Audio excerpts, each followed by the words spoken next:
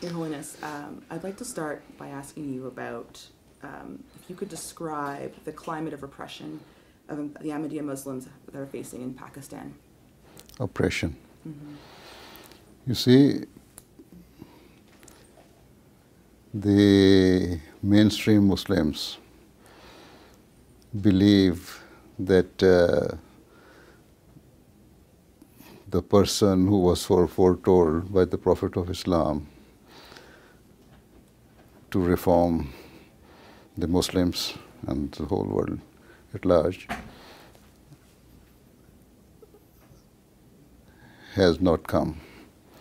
And we believe that that has come, the person has come, and the title of that man, according to the prophecy of the Prophet of Islam, is of prophet and reformer. So this is the major cause of conflict and disturbance, enmity between, from the side of the Muslim, not between, but from the side of other Muslims. And because of that, they enacted a law in 1974 during Bhutto regime, declaring Ahmadis as not Muslims for the cause of law and constitution, for the purpose of law and constitution. And despite that, we were living there as we were practicing what Muslim practice. We were calling adhan in our mosque, praying openly. Whether other mainstream Muslims consider us Muslims or not, but we were doing all these things which Muslims do. Later on in 1984, during Ziaul Haq regime, this law was further reinforced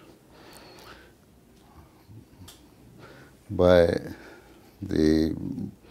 not by the parliament, but by the order of the martial administrator, that Ahmadis cannot claim themselves to be Muslim. They cannot profess and practice as Muslims do. They cannot even name their children as Muslims are given the names, Muslim children are given the names. And we cannot call azan, even we cannot say Assalamu alaikum, a Muslim greeting. If you do it, you will be imprisoned for 3 years. So this is the major cause of all this problem Ahmadis are facing in Pakistan. And not each and every member of Ahmadiyya community is suffering because of this. Those who are, not very active or living in remote areas or have good relations with their neighbors, there are quite a number of them who are living normal life. But even then, the sword is hanging on them, that the law can get hold of you anytime. After the incident of 2010, the two Ahmadi mosques were attacked by some extremists, and more than 84, almost 85 Ahmadis were killed. After that, instead of having or developing sympathy for Ahmadis, the enmity and the hatred increased, and it was fanned by the so-called Muslim clerics or ulamas. And because of that, even those Ahmadis living in remote parts of Pakistan who were living normal life till now, Even they are now facing problem. So the intensity of oppression is increasing day by day. And as I said, as long as this law is there, you cannot do anything, because whenever you say the law enforcing agencies, police, and if you go to the court, they say, no, you said Assalamu alaikum, you are very much entitled for punishment. And they will not say that court and the law enforcing agencies should do this thing. They say people cannot tolerate. So if they want to take any action, they can do it. So there is lawlessness in the country, and especially for Ahmadi Muslims. And because of this, that despite the fact in some few areas now, there used to be quite a number of towns and villages where Ahmadis were living peacefully. But now because of this, the clerics or militant groups or extremists will go from outside to different villages and towns and incite the people there that you should raise voice and kill Ahmadis. So even if there is no any strong movement in those towns and cities or villages, but still there is a fear that anybody can come and so incite the people, so that they raise up, and then sometimes enmity increases of the Muslim for the Ahmadis. Why did the government take this position, of proposing a law? They effectively banned the Ahmadi people. Why? You see, this is the only thing. Government should not interfere in the matter of religion. That is this secular and democratic government. But in the name of democracy, all is being done. They say it was the demand of the people that Ahmadis should be declared non-Muslims. So we have declared them non-Muslims. Right? But already, you say we are non-Muslim, okay, well and good. But you cannot compel us to, we ourselves claim and declare that we are non-Muslims. What I believe, I should be given the opportunity to express it, right? Or at least practice it, if not openly express. I can name my child, I can give any name to my child, no matter whether it is a John or Ahmad or Christian. Government should not interfere in these matters. Whichever name I like, I should be free to give that name to my child. So this is just nonsense. Mullahs, they do not have any political power in Pakistan. You will not see that they have increased they have got more seats in the assembly because of this issue. No. But yet they have, in a sense, value. They can mobilize the people, they can bring the people on the streets, and they can do whatever they like. And that this is one of the causes that government fears, not to take action against these people. Otherwise, if stern action is taken, I don't think it will take more than 2 months to just bring everything to normal. I want to ask you about the community here in Canada. We were talking about freedoms of the Ahmadi people in Pakistan. What sorts of freedoms are the Ahmadi community have here, actually, in Canada? What type of freedom we have here? We have here. We are free. We are free to practice. We are free to express our views. We are free to preach. We are free. There's the freedom of religion, freedom of jobs, of opportunities, freedom of everything. So, and that should have been in any of the secular government, any of the democratic government. Even in Pakistan, one thing is that after declaring the law, I mean during Ziaul Haq regime, after reinforcing it, they say that Ahmadis cannot vote as a citizen of Pakistan with the normal citizen, but you'll have to declare yourself as non-Muslim before you will be given the opportunity to cast your vote. Right? We say, we claim ourselves Muslims. Why should we announce that we are not Muslims?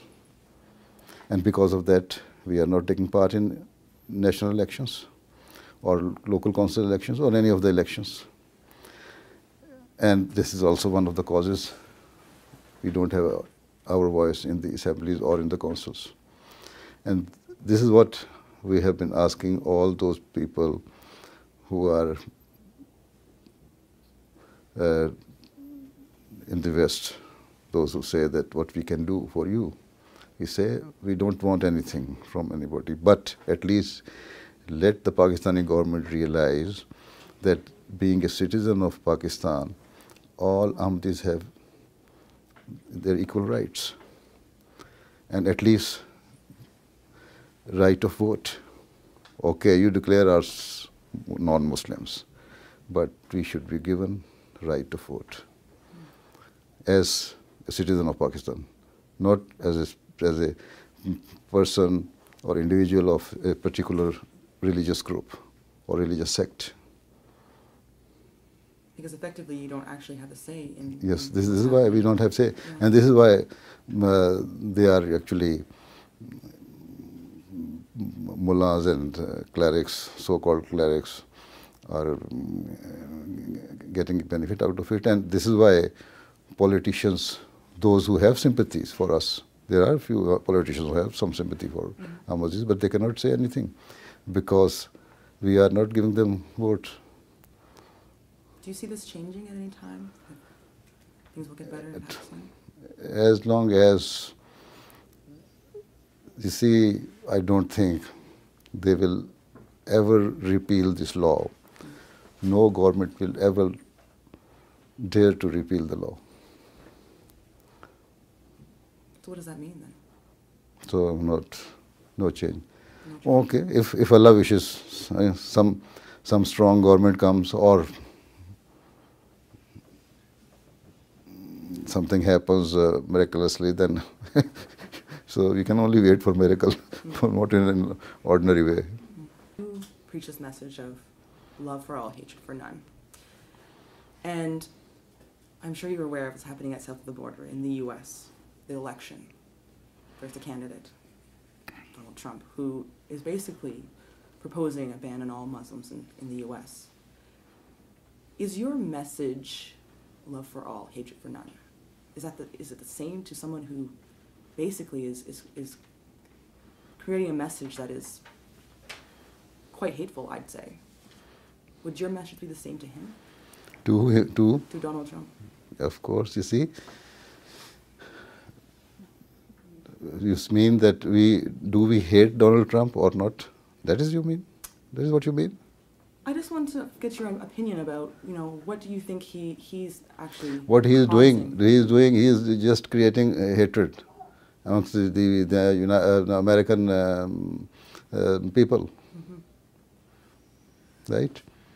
So we say you should, if you increase hatred, so we are already passing through so many sufferings and problems and discrepancies and conflicts. So if you are trying to increase another one, then it means you are not sympathetic to the human being. You want to destroy the humankind. That is what he is doing. Right? So how do you what is your message to him? How do you handle when you hear someone who is in a position of power? If he ever takes my message, being a Muslim, he will say, "Oh, I don't want to listen to you." Let us see what happens. Now, I think he is losing his popularity among his own people even. This is, by creating hatred, what will you gain? Right? Even I learned that there's going to be campaign of electing your leader of the Conservative Party, the previous government. One of the candidates yesterday announced that even if ever he was elected, he will also try to ban or put some restriction on Muslims by banning hijab or by banning the construction of mosques or giving the minarets to the mosques or such of types of things. So instead of getting lesson from Donald Trump that you have imported that concept here as well in Canada. This is why one of your leaders started saying this thing. So instead of creating or developing hatred, we must all work together for the better cause of humanity, and that can only be done by trying to bring peace in the society. Speaking of hatred, though, part of what's interesting is happening there is that there are part of the population believe him or listening to him. Why do you think that there are some Americans that are for this proposed ban? Are supporting this ban? Yeah, yes. You see, they might be having, some of them, having some personal experiences with some of the Muslims which have incited their grievances against Muslims. But I think majority of them know that even if he is elected, he will not implement all what he is saying. Or even if he is after having elected, they can actually influence him that he should not practice this. But it's a big, step. I don't think any American president who is a sane person can ever take this measure. They take this step to ban Muslims. Although you can ban Muslims from coming into the country, but what will you do? How will you behave with those who already living in the country? There are millions of Muslims living in the United States,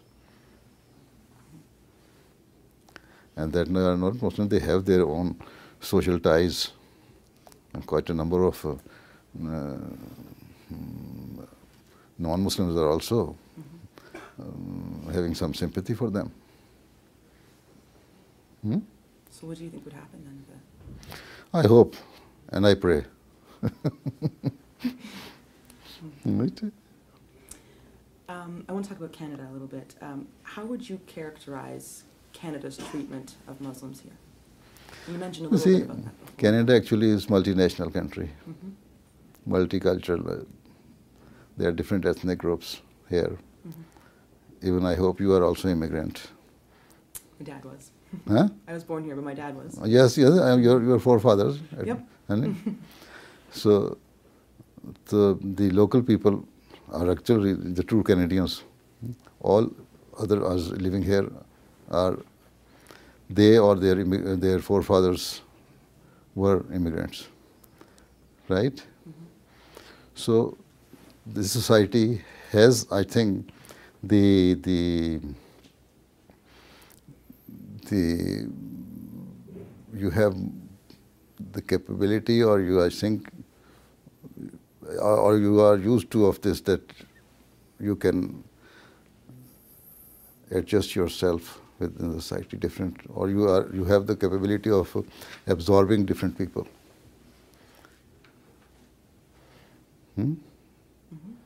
Or from different ethnic groups or religious groups. So here you have diverse type of cultures, nationalities, religions, languages. So whom will you touch? Against whom will you take step?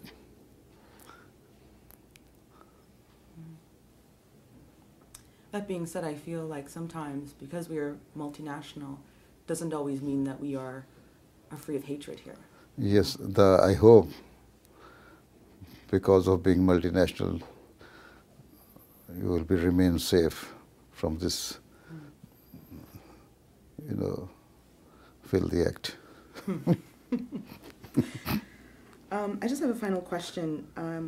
I wanted to ask you about what it means to be an ally in terms of fighting Islamophobia. What does that mean? Islamophobia. You see, what and how these Muslim groups or extremist groups or militant groups are doing. There is the natural reaction of those who do not know much about Islam, that they have some fear of Islam. Right? But if you read and see the true teaching and the history of Islam, you would not see that Islam teaches or asks their followers to behave in this manner. You see, what is jihad and what is happening? See, most of the suffering world in this age is the Muslim world, where Muslims are fighting against Muslims, right? Governments against their people and rebel groups against governments. And because of this, some extremist, big extremist groups like Daesh and Taliban and others have also emerged. And so they are all doing against the true teachings of Islam. This is why I always say this, because of this, instead of just seeing these people or seeing the actions of some single people or some groups in the West, as there were some attacks in Paris club or station or in Germany or elsewhere. So by saying this, you say all Muslims are the same. This is the teaching of Islam, and this is why we should fear Muslims and Islam. That is wrong.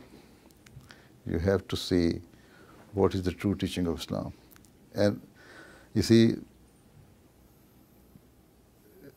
these extremist groups are just a nominal percentage of the Muslim population all over the world. So they do not represent Islam.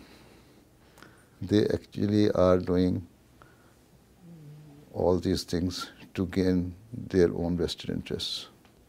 They are working for their own vested interests, right? This is why we Ahmadi always say that you should, and we have been preaching it all the time, and I myself is doing this thing, that the true teaching of Islam is true justice, absolute justice. Even it is written in the Quran that